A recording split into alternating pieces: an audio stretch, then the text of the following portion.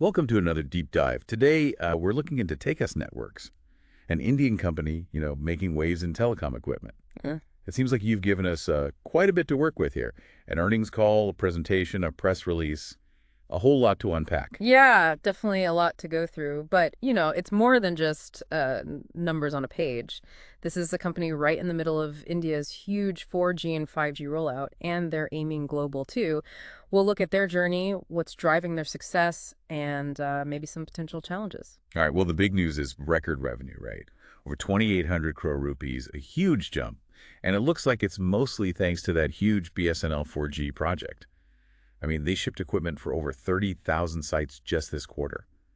That's got to be like building a whole city's worth of network infrastructure all in 3 months.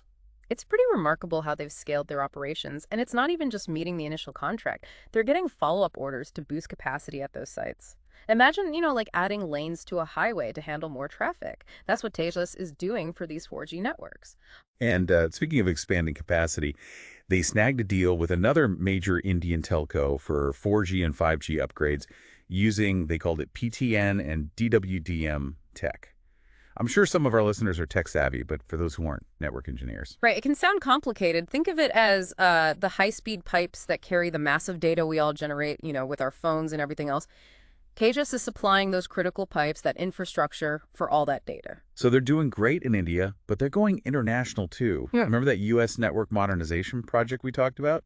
Looks like they've got their first order and maybe more on the way. This is where things get really interesting. Tejas is showing they can handle a huge national project and compete globally. That BSNL contract alone is worth over 7,500 crore rupees, and it covers 100,000 sites across India. Definitely a game changer for them. It's a huge win, no doubt. But it also makes you think, what if that pipeline dries up? What if the government changes its priorities? It seems like a lot is riding on that one deal. You're right to point that out, and it's something Tejas is aware of. They're pretty reliant on these big government contracts, which, well, can be unpredictable. And in the earnings call, analysts were asking about exactly this. What's their plan B? So what did they say? What's their strategy for handling that risk? They talked a lot about their efforts to diversify, looking beyond BSNL, trying to win business from private telecom operators in India, and those international deals are a big part of that plan too. But those private telcos in India, they're already working with the big global players, right? How can Tejas compete with those giants? Well, Tejas says they're competitive on price, which is always important. They also talk about the wide range of features in their equipment, from multi-band radios to integrated transport solutions. They're essentially saying they can do it all, and they can do it affordably. So they're going for the value play. But can they really undercut those giants on price? That seems like a tough fight. What else have they got? They're also focusing on total cost of ownership, saying that while their equipment might not be the absolute cheapest upfront, it could actually save telcos money in the long run because of things like energy efficiency and easier maintenance. Interesting. So it sounds like they're trying to be the smart choice, not just the cheap choice. But still, right now, they're really dependent on those government contracts. That's true. But there's also a huge potential upside if they can ride this BSNL wave into the future. Think about it. BSNL will need 5G eventually, and they might even expand their 4G network beyond those 100,000 sites. So they're betting on being the go-to provider for BSNL's future needs. Pretty big bet. Yeah. But they're also looking at other projects, right?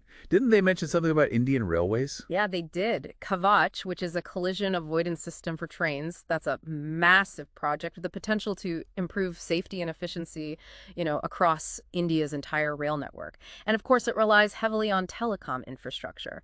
Tejas is definitely hoping to win a piece of that. Wow, from 4G to trains. They're thinking big. What else is on their radar? Well, they mentioned BharatNet Phase 3. That's a huge project to bring broadband internet to rural India. And they're even exploring private 5G networks for businesses, which is a whole new market with huge potential. So they've got a lot on their plate, executing those big contracts, trying to win new business, expanding internationally, and all while this whole world of telecom is moving so fast. It's a lot to handle, that's for sure. But what's really fascinating is how their success is tied to these big trends we're seeing. Massive growth in data traffic, the global 4G and 5G rollout, the rise of data centers and AI, even the move to digital economies and cities. These are the forces shaping the future of connectivity, and companies like Tejas are right there on the front lines. So we've got the big picture. Hmm. Company riding a massive wave of technological change. But what about the details? What does their business model actually look like? Where's the money coming from and where's it going? Let's dig into those financials and see what's really driving this growth. All right, so let's look at their financial statements and really see what's going on. We'll start with the profit and loss statement. That tells us, how much they made, how much they spent, and, well, what's left at the end. So their bottom line, like, are they making money? Yeah, exactly. And in Q2 FY25, their total revenue was a huge 2,811 crore rupees. That includes 2,655 crore from sales and services, plus a little extra from something called the PLI incentive. PLI, that rings a bell. Remind me what that is again? It's a government program basically to boost domestic manufacturing. Teja is using that, to ramp up production and meet the demand for all these projects, like that BSNL rollout. Pretty smart. Okay, so they're bringing in the cash, but what about spending? How much are they spending to make all this happen? Well, their earnings before interest and taxes, EBIT, was 459 crore rupees. That means they're keeping their costs under control. We're talking a solid EBIT margin of over 16%. So like a 16% profit margin, that's good. Yeah. Yeah, it's a healthy sign. It tells us their business model is profitable, but of course, one quarter doesn't tell the whole story. We need to look at the trend, Are costs going up? Is that margin shrinking? Things to watch out for. And then there's taxes. They reported a profit after tax, PAT, of 275 crore rupees, a nice chunk of change. But their tax rate seems a bit high, doesn't it?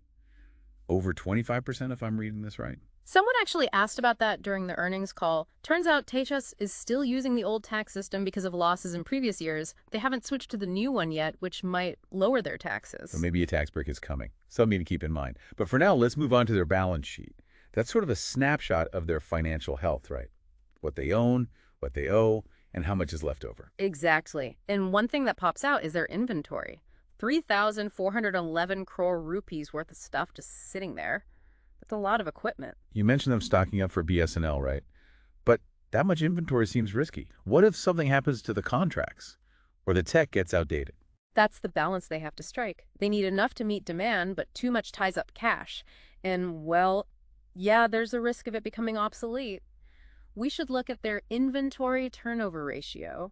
That tells us how quickly they're moving all that stuff. Another thing I noticed, their receivables. 3,758 crore rupees. That's a lot of money they're waiting on. Makes you wonder if everyone's paying their bills. That's definitely something to watch. High receivables can be a warning sign. It means they've delivered but haven't been paid yet. We should look at their payment terms and see how long it usually takes to collect. Well, they did mention collecting about 1,400 crore rupees during the quarter, but that's still a big chunk of their revenue tied up. It would be good to compare that to previous quarters and industry averages just to make sure there are no cash flow issues. Then there's the other side, their liabilities. Their borrowings are currently at 2,768 crore rupees. That's a significant amount of debt. Debt isn't always a bad thing, though, right? They could be using it to grow, especially with all these projects. True. They did say their working capital went up about 100 crore rupees in Q2, meaning they need more cash on hand to manage day-to-day operations. Makes sense with BSNL ramping up, but high working capital needs can put pressure on their cash flow. Something to watch. So how do we figure out if this debt level is healthy or not? What are the red flags to look for? There are some key ratios that can help us, things like debt to equity, debt to asset, and interest coverage. These tell us how much debt they have relative to equity and assets, and if they're making enough to cover those interest payments comfortably. So we're not just looking at the raw numbers, but comparing them to benchmarks and their own history to see if anything looks off. Right. And it's also important to look at the terms of their loans, the interest rates, repayment schedules, any conditions that could limit what they can do. We need to go through those financial statements carefully to really get the full picture. Got it. So we've looked at their profits, their balance sheet. Now, what about cash flow? That's the lifeblood of any business, right? Right. How much cash is coming in, going out, and what's left over to invest or, paid dividends. Absolutely. And in Q2, their operations generated a positive cash flow of 207 crore rupees. That's a good sign. It means their core business is actually generating cash. But they're also spending a lot on investing, right? Over 1,200 crore rupees. Yeah. Mostly because of that inventory buildup. That's to be expected with production ramping up. They're investing in growth, which is good long term, but it does mean their free cash flow, the cash they have left after investing, is pretty tight. And they're using some of that to pay off debt. Responsible, but it eats into available funds.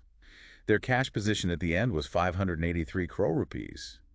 Is that enough to keep things running and fund their plans? That's the big question. We need to look ahead, project their cash flows, factor in things like how fast BSNL rolls out, how well they do getting new contracts, and how well they manage their working capital. So we're not just looking at these numbers, we're trying to forecast where things are headed and keeping those key ratios in mind, looking for any trouble. Right. It's kind of like being a financial detective, putting together the clues to see how healthy they are and what their future looks like.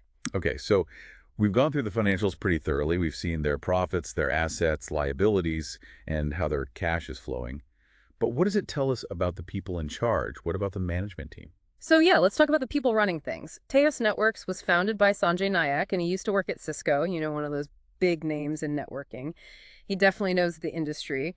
And the current CEO, Anand Athreya, he's got tons of experience at major companies like Juniper Networks and Nortel. So a pretty experienced team. That's good to know. But what about their vision? What are they saying about the future? What did we hear in that earnings call? Well, they definitely sounded confident, optimistic. They talked about their focus on innovation, keeping their customers happy, and becoming a major player globally. Ambition's great, but they're up against some serious competition, especially from those big global companies we talked about.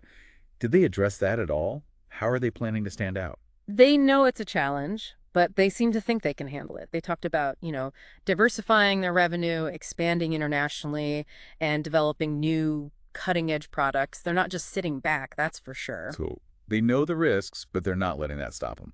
Good to hear. But speaking of risks, let's dig into those a bit more. What are some potential problems they need to be careful of? Well, we already talked about how much they rely on government contracts, especially that big BSNL deal. It's helping them grow now, but if things change. Right, like what if the next phase of the BSNL rollout is delayed? Or the government just changes its mind about things? That would be a big problem. Exactly. That's why diversification is so important. They need to reduce how much they depend on any one customer, especially the government. Getting more business from private companies, both in India and globally, that's really important for their future. But breaking into those markets, especially private ones, won't be easy, right? Those global competitors are already there. How can Tejas convince those companies to switch? Is it just about being cheaper? Price matters, sure, but they're also trying to offer something different in terms of technology and features. They're really pushing those integrated transport solutions, their multi-band radios, and the fact that they can customize things to fit specific needs. So they want to be more than just the cheap option. They want to be seen as the best, even if it costs a little more upfront. But even with great technology and good prices, there's another risk that's always there: geopolitics. Oh, absolutely. The world's a pretty uncertain place these days, right? Tensions are high between countries, especially when it comes to tech. That could really affect Tejas, disrupted supply chains, trade barriers, even sanctions. So going international isn't just about competing with other companies, it's about navigating global politics. That adds a whole other level of complexity. For sure. They need to be smart about where they expand, who they work with, how they get their supplies. Making the wrong move could have big consequences. And let's not forget about technology itself, which is always changing. What happens if they fall behind? What if something new comes along that makes their products outdated? That's the challenge in tech, right? Always got to be ahead of the game. They need to invest in research, be ready for future trends, keep innovating, can't afford to stand still, even for a second. Sounds like they need to balance a lot, risks and opportunities. So, wrapping this all up, what's the takeaway for our listeners? What should they be thinking about after this deep dive? I think the key point is this. Tejas Networks, they've got huge potential. They're riding a wave of growth in a sector that's changing the world, But just like any investment, there are risks. They're tied to those government contracts, facing tough competition, and they have to navigate a world that's politically, well, a bit messy. So it comes down to their ability to execute their plans, diversify, and stay ahead of the curve. No guarantees, but big potential rewards if they can pull it off. Something to think about is, could they actually become India's first truly global tech giant? I mean, they've got the ambition, the talent, the technology, but can they get over those hurdles and really make that vision happen? It's going to be interesting to watch. And that's all the time we have for today's deep dive. We hope you found it helpful, and we'll see you next time. Keep learning, keep exploring, and keep diving deep.